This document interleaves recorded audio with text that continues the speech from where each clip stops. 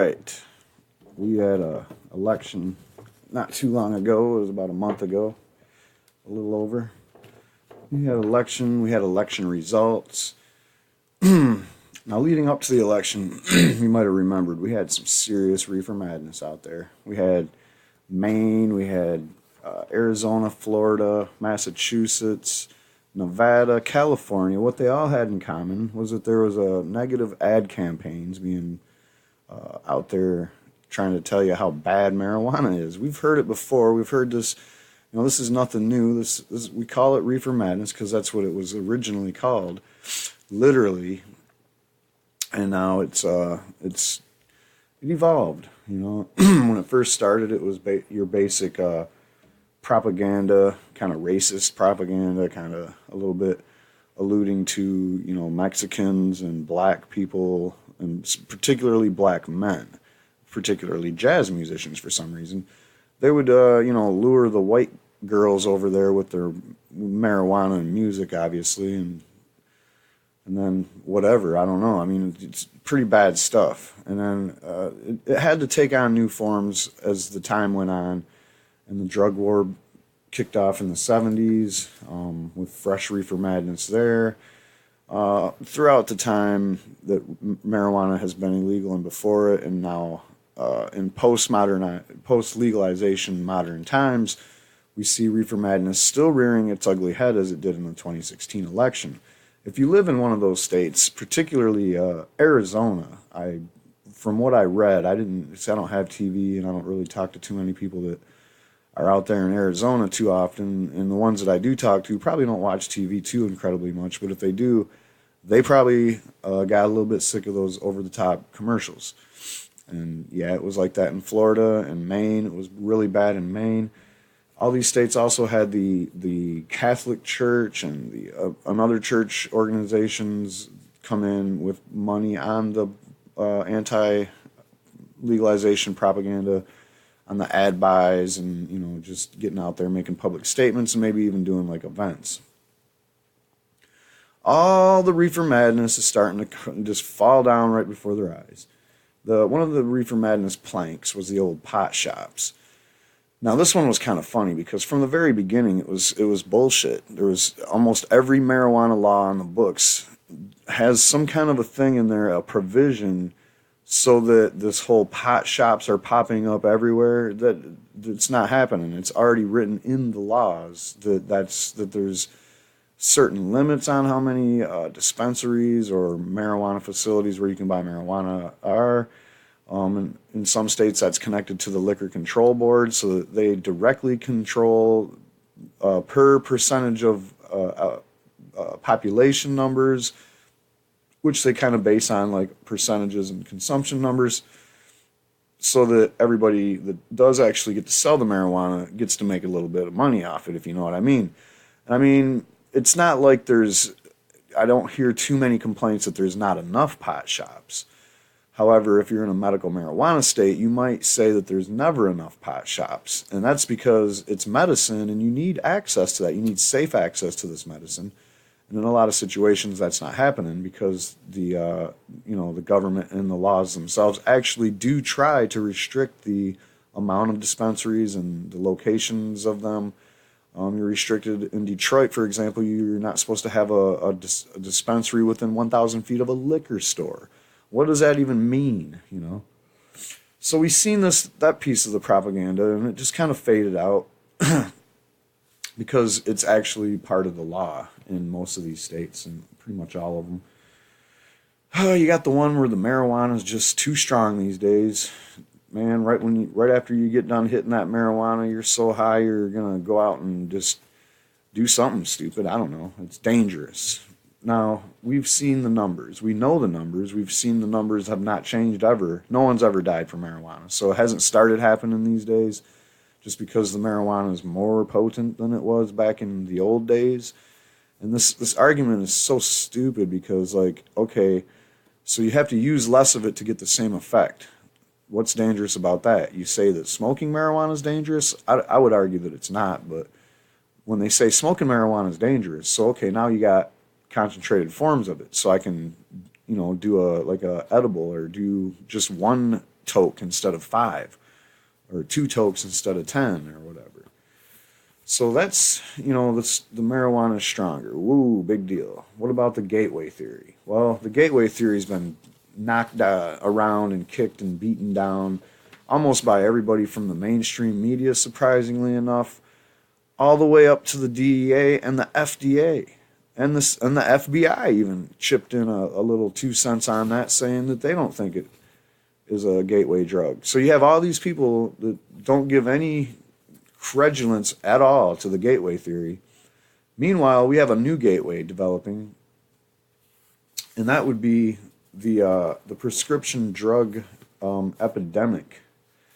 So before you go too deep into the gateway theory, just try to envision where this gateway is supposed to lead you to. What's the end of the road for the gateway theory?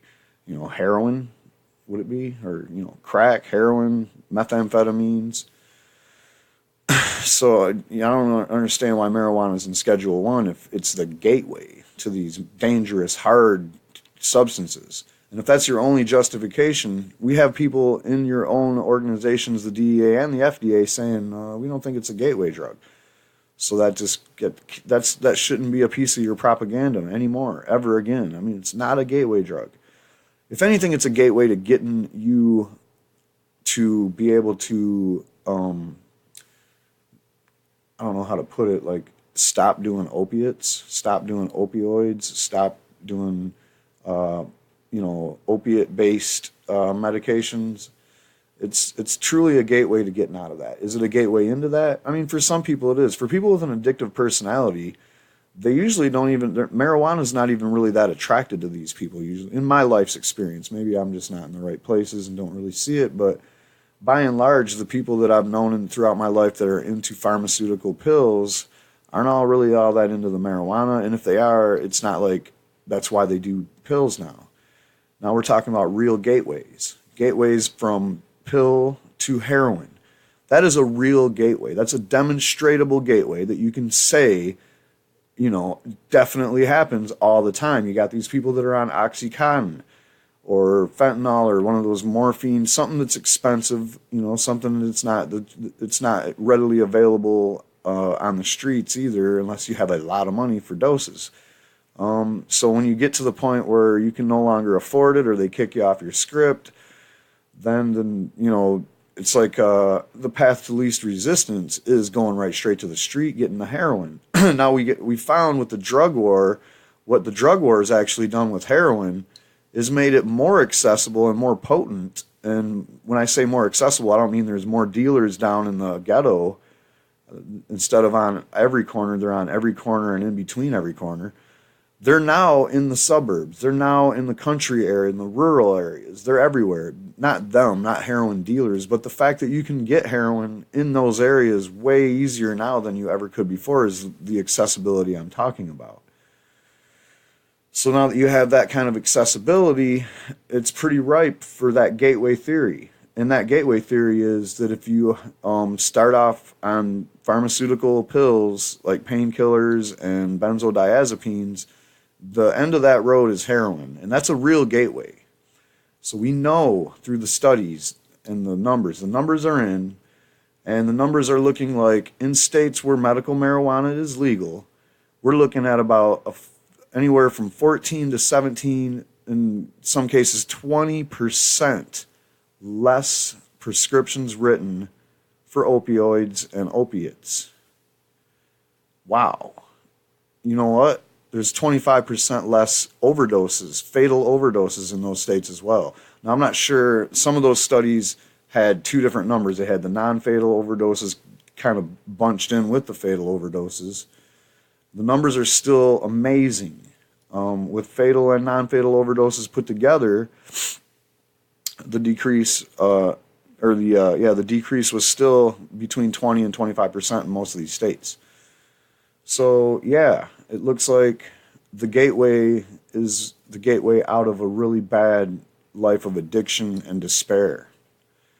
Because even if you needed the painkillers at one point, unless you have cancer and you're going to need it until the day you die, you probably don't need it anymore.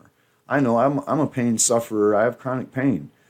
And if I would have I, the first time I injured my neck, I was in the Army, and it was in 1992. If I would have stayed the course on the prescriptions that they were giving me, I'd be on something like Dilaudid or fentanyl or something like that, and I would be a wreck. I wouldn't be able to function. I wouldn't be able to sit here and talk to you. I wouldn't be able to. I don't think I'd even be able to get out of bed because I wasn't even able to get out of bed. I wasn't able to hold jobs. I couldn't sit at a job or stand at a job for more than like 2 or 3 days before I was just like, man, I just can't do this no more. Sometimes I could bear it out for like a couple of weeks. Like medical marijuana, it works. And that's why people are going to stop doing these pharmaceuticals and switch to marijuana for pain every time. Every time. Because it works. And it's not a cycle. It's not like, okay, I woke up and I didn't have my Vicodin, so now I'm sick and then I'm going to be a wreck after that and pain. It's not like that. And that's why people are saying when they get into the medical marijuana for pain, in California, for example, 90% of all medical marijuana patients said, yeah, this stuff works great. And I believe most people are prescribed medical marijuana in California for pain. So that's what the statistic is saying. If people say it works, they're not lying. They're not quitting their prescriptions or not getting any more prescriptions for their opioids because it did, in fact, it didn't work and they were still in pain. And I would argue that the reason that they're in pain is something that could be treatable with cannabinoids. I don't know how to explain that, or I don't have science to back that up, but it actually, compared to just taking opioids, we're talking about healing stuff, not just treating the symptoms. All right, another big plank of the Reefer Madness, this Reefer Madness goes back to the beginning of time. Back when cavemen were drawing, like, just say no logos on caveman walls at the school. After legalization, teen marijuana use dropped sharply in Colorado, and this is according to the Washington Post. So no matter what you've heard and all the surveys you've seen and all this and that, it's a fact. We have a drop from 20% to 18.35% in the years that recreational marijuana has been legal since 2014. So, and year after year, marijuana use fell in most states during that time period, including Washington. The other state to open recreational marijuana markets in 2014, but that drop wasn't statistically significant, but it was a drop. And what they were saying in the Reefer Madness is that since you're going to have these pot shops everywhere and marijuana is going to be, the message to the kids is that, here's another substance that's acceptable. It is, because it don't kill you like the other ones that are acceptable, like the alcohol and the tobacco. You're sending the kids the wrong message there. Like, hey, we want you to be on these dangerous substances that don't even do anything for you except eventually kill you. And it's a nationwide drop. And this has happened in every place where you see recreational marijuana legalized or decriminalized in big time. Now, the decriminalization has a little bit of a double-edged sword because you still have a black market because there's no protection for manufacturing and distribution. So there's still got, where do I get the stuff that is no longer prohibited is the question. So, there's also the Colorado Department of Health, who also says that Colorado is essentially middle of the pack among states on adolescent marijuana use. So they're not even like a really bad state, but you know which ones are, and I've looked at the numbers. States where marijuana is illegal has high teen use still. And states where marijuana, even if it's medical marijuana, is legal, it's just a really wacky law, like the one in Illinois, the one in Pennsylvania, the one in New York. There's a bunch of them now. Georgia has just a CBD only for people with, the kids that have the seizures, and there's maybe Missouri's like that too. But the thing is, in them places, there's no acceptance for medical marijuana still. It's just like, okay, these people are going to die if they don't get it, so It's kind of like compassion. It's compassion, but it's not acceptance. Acceptance and compassion are way two different things. You can have compassion for somebody and still not be acceptant to either how they got in that condition. You might blame it on their lifestyle. I don't know. I'm not even talking about marijuana here. I'm just talking about them things being separate and different. So we have Colorado and we have other states. We have a whole nationwide trend. We have Uruguay. We have Amsterdam. We have all these places where marijuana has been normalized. Teens just kind of just like, oh, that ain't nothing anymore. I don't give a shit about that. You might say, well, then why are they so interested in alcohol? Alcohol is just like one of those rites of passage. That's not the fault of the substance. I mean, it's a little bit to say of the substance because alcohol is one of those rite of passage. Oh yeah, I gotta drink. I don't know what it even is. It's like when you're a kid, you just think, oh, sooner or later I'm gonna try alcohol. I mean, I thought that about marijuana as soon as I guess I found out about it somehow. That's about it. Oh, wait a minute. There's one more. Remember all that talk about marijuana, drug driving, and all that? That's another one. That's a big one. It gets under my skin. I personally don't think that there's a such thing as being too impaired on marijuana to drive, unless you are, in which case you're not going to drive.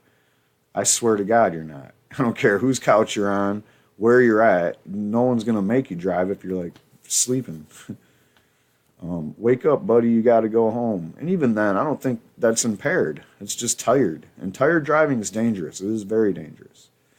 But marijuana does not impair you in the way that alcohol does. Marijuana does not make your motor skills and your brain and your body just ain't connected anymore, that kind of stuff. Marijuana don't do that. If anything, it makes you have better perception and judgment, things that are important. Do you space out behind the wheel and get a little drifty? Yeah, but it's probably not dangerous. And if it is, maybe you shouldn't be driving anyway. It sounds like you have some kind of an issue with paying attention in the first place. So we got researchers at Columbia University's Mailman School of Public Health found that the states with medical marijuana laws had significantly fewer deaths from car accidents than those without. Now, I know what you're going to say. Oh, that didn't really look at any really data. That could just be any car accidents. Oh, yeah, you're right. But what the propaganda is that we're going to have these drug driving accidents. There's going to be so many stone drivers out there that people are going to get mowed down in the streets every day. Remember the commercial? They were pulling out of some Taco Bell or some shit. Apparently they were so high they ran over a kid on a bike on the way out. I mean, they're absurd with it. So I'm going to be absurd back. Here you go. There isn't a single study you can point to where there's an increase in fatal traffic accidents. There is nothing that you can do to prove to me, even the statistics that Colorado has, saying that I think it was something like 39 people died in drug driving when marijuana was the only thing in their system. I don't buy it. I don't believe it. I got that in another story here. But it's just not a thing, man. Drug driving, it's not a thing. There's another story out there where the two companies that are trying to manufacture the basically like weed breathalyzer, they're all competing against each other, and it's just a big mess because they can't really figure out the science that they're looking for. And here it is, guys. There is no science. Because whatever you're trying to obtain through a breath sample of how many nanograms of marijuana per gram of blood or whatever that test means, that isn't telling somebody whether or not that person's impaired. Because different levels of THC in the blood give different levels of impairment to different people. And when I say impairment, I don't mean the kind of impairment that makes it so you can't drive an automobile. We're not even talking about impairment here. We're just talking about being high. Can we just call it what it is? You call it this and someone else calls it that. If you're drinking, you don't get high, you get drunk. If you're smoking weed, you don't get drunk, you get high. So impaired, you can be impaired if you take some pharmaceuticals because it makes you sloppy. It makes you not do shit like right. And you could be sleepy to the point where you're nodding off and you can't even control it. That's what pharmaceutical drugs do to you. Marijuana makes you tired, but it ain't so tired you nod off. Believe me. If marijuana got you that high, nobody would ever do heroin. Nobody would ever care about doing drugs that actually make you fall asleep, like sleeping pills. They'd just smoke a joint. And if it was such a surefire thing, and states weren't hypocrites, sleep problems would be, sleep deprivation or having problems sleeping. I know you can have sleep problems, meaning sometimes you sleep too much or you just can't find the right time to sleep, don't have a schedule. Well, if you have a problem sleeping in general, marijuana maintenance is good, but you can't just expect to smoke a joint and pass out. That's not how it works. And if you have to pay attention to something, you'll be able to on marijuana. You better believe it. So all this talk about marijuana impairing drivers is not cool. It's not true. And I'm about to do another story where pretty soon it's not even going to be even something they talk about making a law about. Because it's not. It's not something you can make a law about.